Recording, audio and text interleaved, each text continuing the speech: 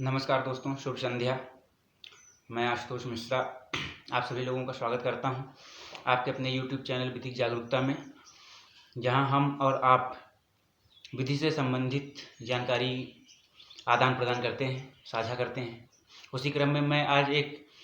इलाहाबाद उच्च न्यायालय के अति महत्वपूर्ण दिशा निर्देश को लेकर के आप सभी लोगों के मध्य हाजिर हुआ हूँ, जो कि कोरोना संकट के दृष्टिकोण से बहुत महत्वपूर्ण है। और साथ ही साथ कोरोना काल में चुनाव के दौरान जो कर्मचारी और जो शिक्षक शहीद हुए हैं, असमय काल के काल में समाहित हुए हैं, उनके लिए भी ये वीडियो बहुत महत्वपूर्ण होने वाली है, उनके परिवारों के लिए, उनके आश्रितों के लिए भी। तो इससे पहले कि मैं वीडियो शुरू करूं, आप सभी से निवेदन है कि अगर अभी तक आपने चैनल को सब्सक्राइब नहीं किया है तो कर लीजिए और बेल आइकन दबा लीजिए, ताकि आने वाली वीडियोज़ की अपडेट आप तक पहुँचती रहे। साथ ही आपसे यह भी निवेदन है कि अगर आपको जानकारी अच्छी लगे तो आगे शेयर करिए, ताकि अधिक से अधिक लोगों तक जानकारी पहुंच सके। दोस्तों, आइए देखते हैं कि इलाहाबाद उच्च न्यायालय ने क्या किया। जैसा कि मैंने आपको एक पूर्व के वीडियो में बताया था कि उत्तर प्रदेश सरकार इलाहाबाद उच्च न्यायालय में गई थी पंचायत चुनाव के पूर्व, ये कहते हुए कि कोरोना का संकट गहराता जा रहा है, ऐसे में पंचायत चुनाव करा पाना लगभग मुश्किल सा प्रतीत होता है। लेकिन उस समय मैंने आपको यह भी बताया था कि उस समय न्यायपालिका को लोगों के स्वास्थ्य की सुरक्षा को ध्यान कम आया और अपनी शक्ति का प्रयोग ज़्यादा ध्यान में आया था। उस स्थिति में वहाँ पर न्यायालय ने अनुच्छेद 246(ई) के तहत जो शक्तियाँ उन्हें प्रदान की गई, उसके तहत उन्होंने ये निर्देश दिया था कि 30 अप्रैल तक चुनाव संपन्न करा लिए जाएं। और फिर माननीय न्यायालय के दिशा निर्देशों के अनुक्रम में उत्तर प्रदेश सरकार ने पंचायत चुनाव कराया, जिसके बाद बहुत सारे शिक्षक,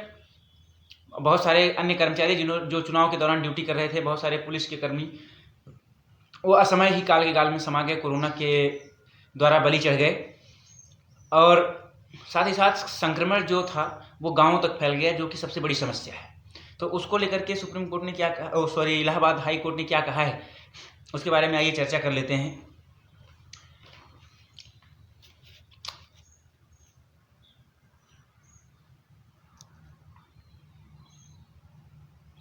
Allahabad High Court said after hearing a PIL that Election Commission of India, Election Commission of States, Court and Government was failed to acknowledge the result of election in some state and panchayat election in UP. मतलब कहने का मतलब ये है कि सीधा सीधा verdict यही था कि जो चुनाव आयोग था, जो न्यायपालिका थी और जो सरकारें थी, वो इस बात को समझने में असमर्थ रहीं, इस बात के परिणाम को जानने में पूरी तरीके से फेल रहीं, असमर्थ रहीं कि चुनाव का परिणाम क्या होगा। और उसका परिणाम ये हुआ है कि संक्रमण जो है वो ग्रामीणांचलों में फैल गया है। उत्तर प्रदेश के बहुत सारे गांवों से अभी ये खबरें आ रही हैं, और उसका सबसे बड़ा जो माइनस पॉइंट वो ये है कि संक्रमण गांव में पहुंच गया तो किसी भी अधिकारी के पास, किसी भी सरकारी व्यवस्था के पास कोई भी लेखा जोखा नहीं रह पाएगा, और कितने लोग मर रहे हैं, कितने लोग संक्रमित हैं, क्योंकि आधे से ज़्यादा लोग अपनी अज्ञानता को सिद्ध करते हुए वो जांच कराने ही नहीं जाना चाहते हैं, सरकारी क्षेत्रों में जाना ही नहीं चाहते हैं, वो अपना रिकॉर्ड देना ही नहीं चाहते हैं। और बहुत सारे लोग ऐसे मरते हैं और फिर उनके साथ और सारे लोग भी मरते हैं, लेकिन फिर वो यही कहते हैं कि ये नेचुरल डेथ थी या ईश्वर का कोई कोप था, लेकिन वो कोरोना नहीं था। इसके लिए इसको देखते हुए फिर उस PIL को सुनते हुए माननीय इलाहाबाद उच्च न्यायालय ने एक दिशा निर्देश दिए हैं, 3 निर्देश दिए हैं, जो कि कोविड-19 से डील करने के लिए हैं। इसमें पहला है, उन्होंने कहा कि हर जिले में एक कमेटी बनाई जाए, हर जिले में एक कमेटी बनाई जाए जो कि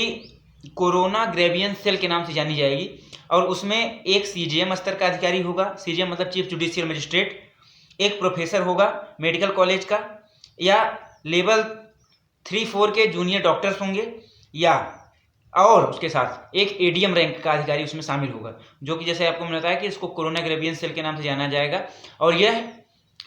48 घंटे के अंदर बना देनी है प्रत्येक जिले में, और ये डिस्ट्रिक्ट स्तर पर और फिर न्यायालय को ये अपना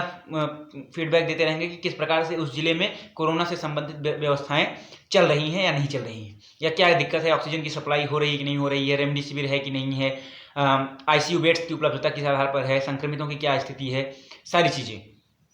साथ ही साथ दूसरा कहा गया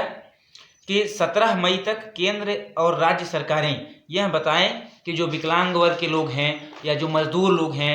या जो ऑनलाइन रजिस्ट्रेशन करने में अक्षम लोग हैं, उनके लिए सरकार ने टीकाकरण की क्या व्यवस्था की है और ये लोग टीकाकरण के लिए कहाँ जाएं, किसके पास जाएं, कौन जिम्मेदार है इसके लिए। और साथ ही साथ स्टेट गवर्नमेंट से ये भी पूछा गया है कि वो इसके लिए कोई विशेष दिशा निर्देश, कोई विशेष गाइडलाइन क्यों नहीं जारी करते कि इस प्रकार के जो लोग हैं उनके लिए टीकाकरण का क्या प्रावधान किया गया है और उनको किस प्रकार से टीकाकरण करके सुरक्षित किया जाएगा। साथ ही साथ तीसरी ये भी कहा गया कि जो जस्टिस VK श्रीवास्तव जी की डेथ हुई थी कोरोना में, उनके डेथ की जांच के लिए एक 2 सदस्यीय टीम बनाई जाएगी, जिसमें एक सीनियर मोस्ट अधिवक्ता होंगे हाई कोर्ट के और साथ ही साथ एक SGPGI के पल्मोनरी डिपार्टमेंट के प्रोफेसर होंगे और साथ ही साथ एक उसमें कन्वेनर होंगे जो कि कैबिनेट सेक्रेटरी लेवल के अधिकारी होंगे। ये 3 सदस्यों की ये टीम बनाई जाएगी। कुल मिलाकर के ये 3 दिशा निर्देश दिए हैं और इसमें सबसे ज़्यादा महत्वपूर्ण और समझने वाली बात यह भी है कि उत्तर प्रदेश सरकार को इलाहाबाद हाईकोर्ट ने यह भी गाइडलाइन दी है कि जो शिक्षक या जो भी कर्मचारी कोरोना में चुनाव कराते हुए अपनी जान गंवाए हैं, जिनका परिवार अनाथ हो गया है, उनके लिए सरकार ने 30 लाख का मुआवजा ऐलान किया था और कोर्ट ने कहा कि 30 लाख का मुआवजा बहुत कम है और कम से कम मुआवजे की राशि 1 करोड़ रुपए होनी चाहिए और ये बहुत सख्त निर्देश दिया है और कहा है कि इसका अनुपालन होना भी चाहिए क्योंकि 30 लाख रुपए बहुत कम है। 1 करोड़ रुपए राशि करने के लिए हाई कोर्ट ने दिशा निर्देश जारी किया है और कहा है कि इस पर सरकार विचार करके अपनी जवाब प्रस्तुत करे। अब देखना यह है कि सरकार क्या इस पर विचार करती है। तो ये था आज का वीडियो जिसमें ये आपको बताने का प्रयत्न किया गया कि किस प्रकार से अपने ही दिशा निर्देशों पर, अपने ही निर्णयों पर, अपने ही विवेक पर इलाहाबाद उच्च न्यायालय पलट गई है और उस पर वो शर्मिंदगी महसूस कर रही है। और इस प्रकार से अगर ये निर्णय पहले ले लिए होते तो आज ये स्थिति ना आती और आज गाँव में संक्रमण ना फैल रहा होता। आपकी क्या राय है, आप कमेंट में जरूर बताएं। धन्यवाद।